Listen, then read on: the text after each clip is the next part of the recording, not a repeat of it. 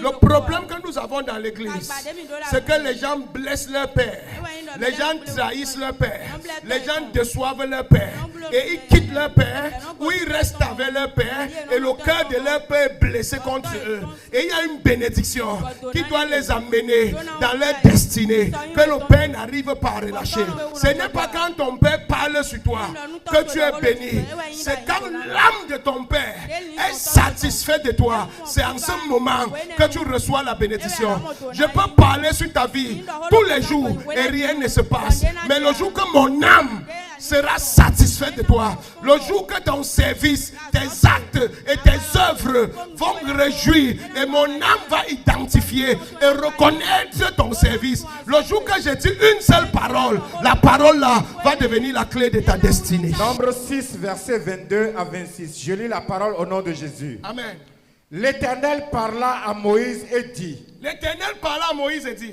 Parle à Aaron et à ses fils. Parle au sacrificateur Charles Passo et ses fils. Et dit. Et dit. Vous bénirez ainsi les enfants d'Israël. Vous bénirez ainsi les serviteurs de Dieu dans la maison de Dieu. Vous leur direz. Vous leur direz. Que l'Éternel te bénisse. Que l'Éternel te bénisse. Et qu'il te garde. Et qu'il te garde. La première bénédiction, quand ton père spirituel te bénit, la première chose qui vient sur toi, c'est que quoi? C'est que tu vois la bénédiction dans ta vie avec tes yeux.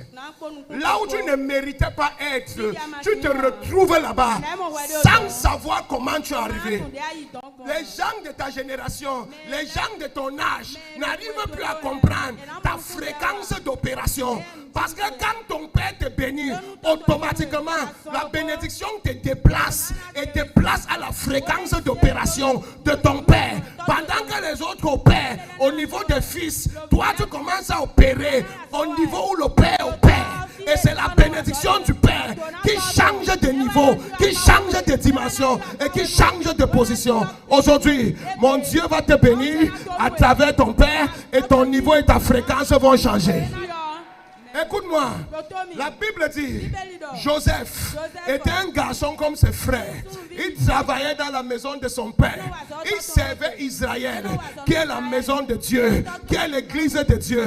Mais la Bible dit que Joseph ne se comportait pas comme ses frères. Joseph venait raconter toutes les méchancetés, les mensonges, les vols, les détournements que ses frères posaient. Il venait dire à son père que papa, nous voici à l'église, mais je ne comprends pas. Tel frère vole, tel frère cherche les femmes, tel frère ment, tel frère manipule. Joseph ne se compromettait pas. Joseph était fidèle dans le service de son père. Il était honnête dans le service de son père. Et il rendait compte fidèlement à son père. Il y a une sorcellerie à l'église que je ne comprends pas. Quand quelqu'un fait du mal, les autres personnes couvrent. Quand quelqu'un fait du mal, les autres personnes couvrent. S'il vole, on couvre. S'il ment, on couvre. S'il fornique, on couvre. Et celui qui trahit, les gens se tournent vers lui et commencent à se fâcher, à lui jeter les pierres et dire qu'il est mauvais. On couvre celui qui est mauvais et on attaque celui qui est bon. La sorcellerie là va finir après aujourd'hui. Je dis que la sorcellerie là va finir après aujourd'hui. La sorcellerie là va finir après aujourd'hui. Dis à ton voisin, je ne suis pas Ruben, je ne suis pas Judas, je ne suis pas Nephtali, je suis Joseph. Je suis Joseph. Je sais mon père dans la fidélité, dans la honnêteté. Si tu voles, je vais te trahir. Si tu mens, je vais te trahir. Si tu forniques, je vais te trahir. Parce que je suis fidèle. Parce que je suis fidèle.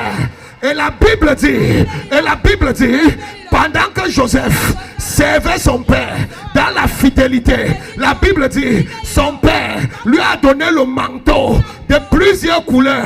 Et immédiatement, après le manteau, Joseph a commencé à rêver. Joseph a commencé à rêver. Mais Joseph était un jeune garçon. Les jeunes ne rêvent pas. La Bible dit, vos jeunes gens verront les visions, mais les vieillards vont faire des rêves. Joseph a quitté des visions et il a atterri au rêve.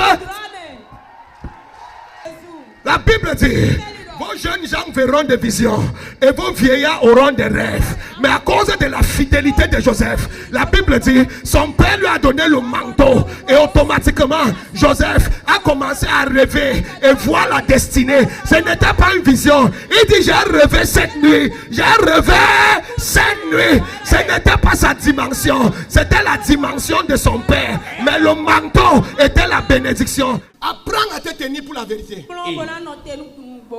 Dis à ton voisin, apprends à te tenir. Pas pour couvrir le mal. Ruben a été maudit. Grand frère qui couvre le mal. Il a été maudit. Toute personne qui couvre le mal, sa vie tourne en rond. Toute personne qui provoque le mal, il a beau se battre, sa vie tourne parce qu'il n'est pas béni. Que l'Éternel te bénisse et qu'il te garde. Que l'Éternel fasse luire sa face sur toi et qu'il t'accorde sa grâce. Écoute-moi, que l'Éternel, quand ton père te bénit, il dit Aaron, quand tu vas bénir mes enfants, voilà ce qui va se passer quand tu vas les bénir dans leur vie. Si tu obtiens la bénédiction de ton père spirituel, les choses aussi sont automatiques dans ta vie. Si tu obtiens la bénédiction de ton père spirituel, ces choses deviennent automatiques dans ta vie. Il dit, fais-le voir ta face. Quand ton père te bénit, tu vas voir la face de Dieu. La Bible dit, Moïse est parti voir la face de Dieu à la montagne pendant 40 jours. Quand Moïse est descendu de la montagne, après être dans la présence de Dieu, la Bible dit que personne ne pouvait regarder le visage de Moïse. Il y avait une autorité, il y avait une lumière sur la face de Moïse que personne ne pouvait regarder. Moïse a dû couvrir son visage avant de parler au peuple d'Israël. Quand ton père te bénit, l'autorité est transférée sur toi. L'autorité de Dieu va être transférée sur toi. Quand tu parles, l'argent t'obéit. Quand tu parles, les démons t'obéissent. Quand tu parles, les sorciers obéissent. Quand tu parles, les principautés obéissent. Le pouvoir et l'autorité ne s'achètent pas, ça se transfère. Nous avons reçu le pouvoir de marcher sur les démons. Mais ce pouvoir nous a été transféré par le sacrifice de Jésus. Il dit, toi aussi porte ta croix et suis-moi. Il faut que tu supportes la douleur dans le service. Il faut que tu sois patient dans le service, dans la fidélité, dans l'honnêteté. Et la Bible dit, l'autorité que ton père commande, sans que tu ne t'en rendes compte, l'autorité là tu vas commander ça. Ce qui marche pour ton père va commencer à marcher pour toi. Ce qui ouvre les portes de ton père va commencer à ouvrir tes portes. Ce qui répond à ton père va commencer à te répondre. Je suis en train de prophétiser. Je suis en train de prophétiser. À partir d'aujourd'hui, ce qui marche pour ton père, ça va marcher pour toi. L'autorité que tu vas avoir, mon Dieu ne t'a jamais donné ça auparavant. Si tu crois, dis que je reçois ça. Je reçois ça. Et quand ton père te bénit, tu vas voir la face de Dieu. Et on a vu Moïse. Lui n'a même pas vu la face. Il était dans la présence. Imagine quelqu'un qui voit la face. Est-ce que David a béni Salomon? David a béni Salomon. Est-ce que Salomon a vu Dieu? Dieu a apparu à Salomon la même nuit. Ah, you are joking. Quand ton père te bénit, avoir Dieu n'est plus un effort. Marcher avec Dieu n'est plus un effort. Avoir la nuée de feu devant toi n'est plus un effort. De nuit comme de jour, ce n'est plus un effort. La bénédiction vient avec. Mais combien de personnes aujourd'hui peuvent attendre la bénédiction? Combien de personnes aujourd'hui peuvent satisfaire l'âme de leur père jusqu'à arracher une parole qui vient de l'âme de leur père?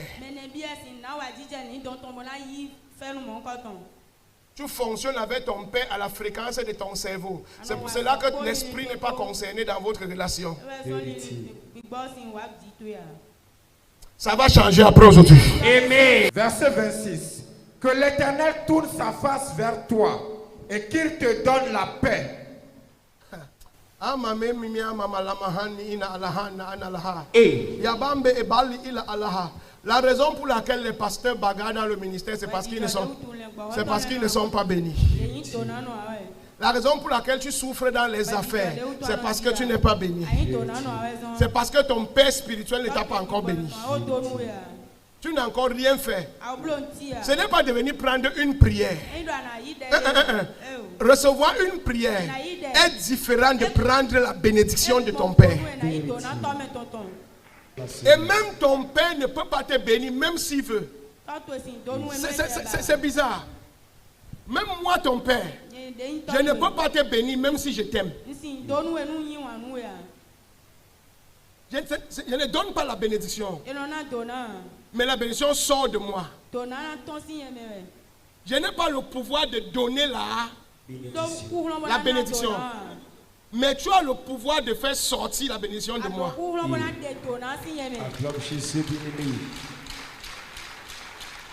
C'est pour ça. Quand Isaac voulait mourir, il a dit à Esaü, je vais te bénir, mais je ne peux pas. Je vais mourir, mais il faut que je te bénisse.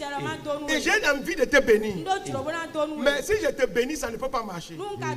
Va au champ, va chasser, sur le gibier, viens et prépare. Quand je vais manger ce que j'aime, et mon âme, quand mon âme sera contente, en ce moment, quand je vais parler sur toi, la bénédiction va rester sur toi. Amen. La joie du service. Ça ne suffit pas de venir demander la prière.